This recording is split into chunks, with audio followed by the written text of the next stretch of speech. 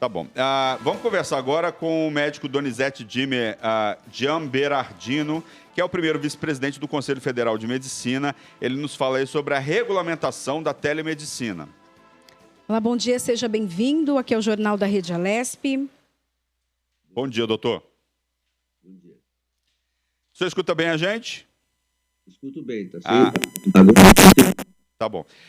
Doutor, fala um pouco para a gente sobre a telemedicina, né? A gente sabe que já existia um movimento de telemedicina antes da pandemia. A gente ouvia falar pouco, já ouvia falar, mas ouvia falar pouco da telemedicina. Mas a pandemia parece que acelerou, não só na medicina, mas em vários outros setores, acelerou o processo da telemedicina. Eu vejo hoje meu plano de saúde já oferecendo médicos, enfim, acho que todos os planos já estão fazendo isso. Como foi o advento da telemedicina durante a pandemia? Qual foi a evolução dessa área dentro aí da medicina? E como é que está a situação? Veja, o Conselho Federal de Medicina regulamenta a telemedicina desde o ano de 2002. Em 2019, o Conselho fez uma nova resolução que depois foi revogada, já visando uma atualização.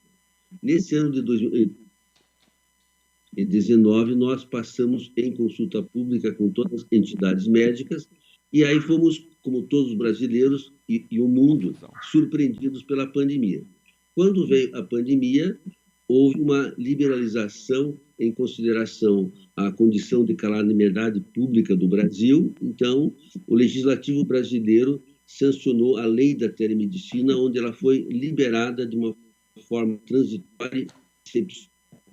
Nesse momento, é isso que está valendo.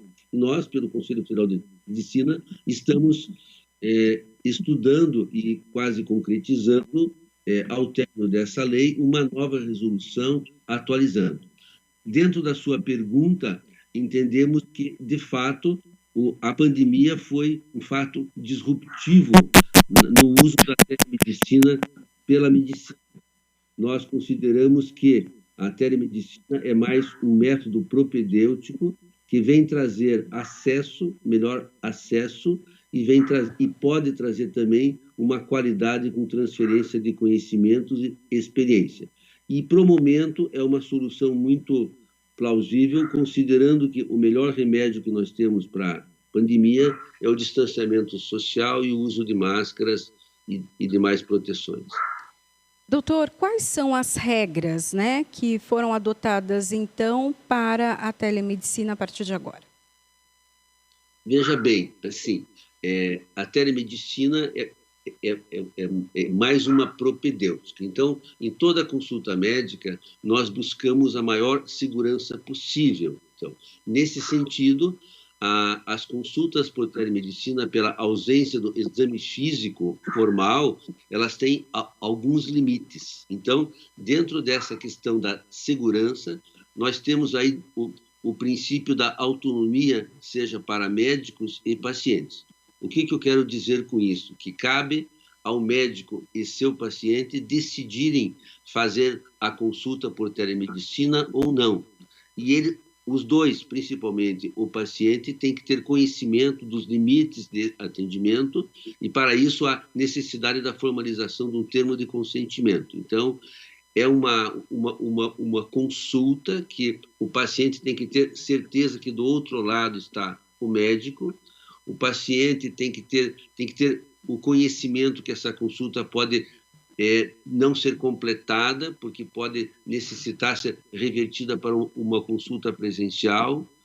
Tem que ter a informação também que a rede pode cair e essa consulta não ser concretizada dessa forma. Então, tem vários limites assim, para essa consulta que o paciente, para exercer sua autonomia, tem que ter conhecimento. Então, e mais, principalmente, ainda completando, toda consulta médica exige privacidade. Então, privacidade do lado que está o médico e privacidade principalmente onde está o paciente e segurança de seus dados. Então, esse atendimento, tal qual atendimento médico comum, precisa ter um prontuário, mas nós precisamos ter uma grande segurança nas plataformas a serem utilizadas, nas imagens que lá vão estar gravadas, eventualmente, e nos conteúdos dos dados que pertencem aos pacientes.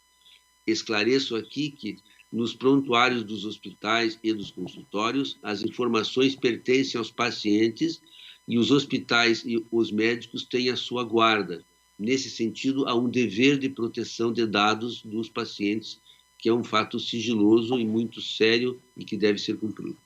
Doutor, uma dúvida que muita gente tem é em relação a o que eu posso, como eu posso usar a telemedicina, quais são os tipos de problemas que eu posso ser atendido por uma telemedicina e quais outros tipos de problemas, né, de doenças, enfim, de males, a pessoa não pode ser atendida pela telemedicina.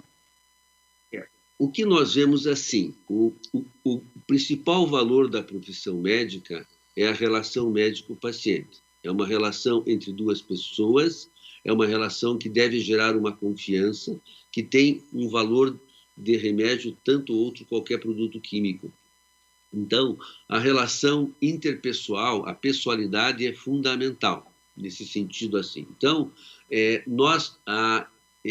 por isso a telemedicina veio principalmente para seguimento e acompanhamento. Isto é, pacientes que já são conhecidos do médico, médicos que já têm a confiança de seus pacientes, podem fazer a continuidade de seus atendimentos e de suas prescrições por telemedicina, dando continuidade a um prévio atendimento presencial, né? Então, eu acho que ela veio dessa forma, e as primeiras consultas, onde não há uma relação estabelecida ainda entre o médico e seu paciente, elas são numa categoria que são possíveis, mas por exceção, por justificativas, porque ainda assim a consulta presencial ela é mais relevante e mais segura que a consulta por telemedicina.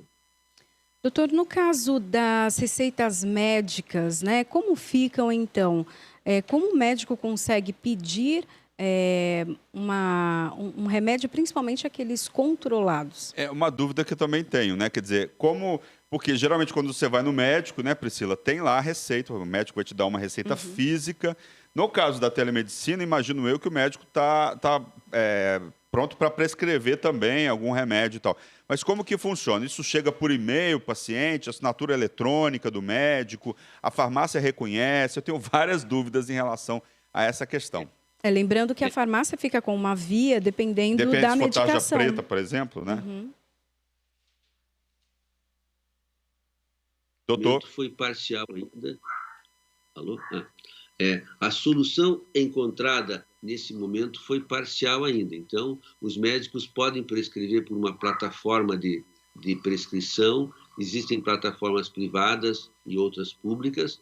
O Conselho Federal, junto com o Conselho Federal de Farmácia e a ITI, que é do Gabinete da República, criaram uma plataforma pública. Existem outras plataformas públicas onde o médico pode requisitar exames, ele pode dar atestados, e quanto às medicações, ele também pode fornecer até um determinado limite. Qual é esse limite? Algumas medicações controladas, psicotrópicos, a Anvisa ainda, por sua legislação, não liberou, que são aquelas receitas coloridas, receita azul, receita amarela. Então, nesse momento, é possível atestados, solicitar exames e os remédios mais comuns, como antibióticos, aqueles de receituário comum. Ainda não é possível, de uma forma à distância, você conseguir os medicamentos controlados. O envio dessas prescrições ou solicitações é via plataforma e as farmácias aceitam de acordo com a assinatura desta plataforma. Então, pode ser ainda por QR Code, mas o preconizado, o mais seguro, é por uma assinatura chamada Padrão ICP Brasil, a assinatura digital. Mas hoje, no presente momento, as farmácias estão aceitando, sim, as prescrições do receituário comum, assim, com outros documentos, né? Desde que tenha uma assinatura reconhecida. Doutor, e qual a contribuição que a telemedicina, então, traz agora, né? Já era algo esperado e aprovado já há algum tempo, porém, não era uma prática. E hoje a telemedicina, ela veio para ficar. E qual a expectativa, então, do funcionamento dela daqui para frente? Eu entendo que a telemedicina, como nós já falamos, como método propedêutico, ela veio para melhorar o acesso do cidadão à consulta. Ela não veio para substituir a consulta presencial. Então, ela deve ser usada principalmente nos grandes sistemas, como o sistema SUS e o sistema complementar, onde ela pode ser uma forma de racionalização do uso de recursos, evitar que pessoas se desloquem quilômetros para uma simples consulta, mas já de pacientes conhecidos. Então, ela melhora principalmente o acesso e ela pode melhorar a qualidade do atendimento médico quando nós temos as interconsultas que podem transmitir conhecimento e experiências de centros maiores, centros de referência, para centros menores. Então, é uma tecnologia que ela pode ser muito bem utilizada. Toda tecnologia também, se ela estiver em mãos erradas, ela pode ser ruim. Nesse sentido, há necessidade de muita cautela da segurança de quem está do outro lado da câmara, de que, assim, que tipo de medicina está sendo praticada e os limites dessa medicina. Então, nós temos que estar muito atento a que a população fique protegida de eventuais situações oportunistas e com única finalidade mercantil, diferente da finalidade de proporcionar acesso a cuidados de saúde.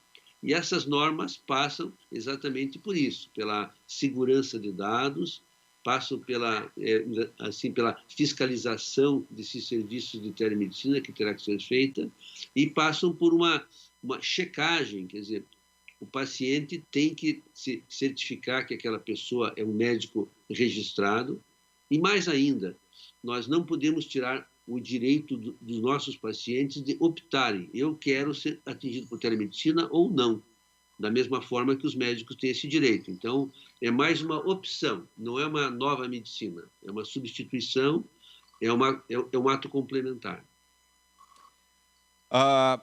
Falando de telemedicina, o senhor falou aí de pacientes conhecidos e tal.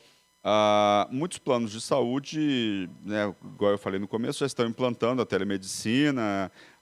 Uma curiosidade para as pessoas em casa, assim, né, o ambiente SUS, né, como é que está a telemedicina no ambiente SUS e quais vão ser aí os próximos passos desse tipo de atendimento para a população em geral?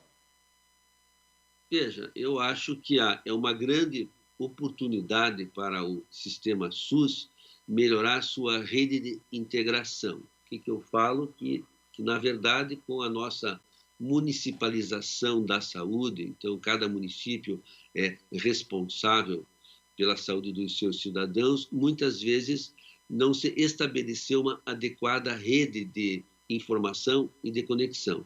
Entendo que uma boa informação e um sistema de rede, os pacientes do SUS podem ter muitas vantagens e muitos benefícios, principalmente na continuidade dos atendimentos. O que eu quero dizer com isso? O paciente tem já um diagnóstico e ele pode, por telemedicina, conseguir a nova receita, a nova reavaliação, evitando que ele se desloque centenas de quilômetros, muitas vezes, para uma simples consulta.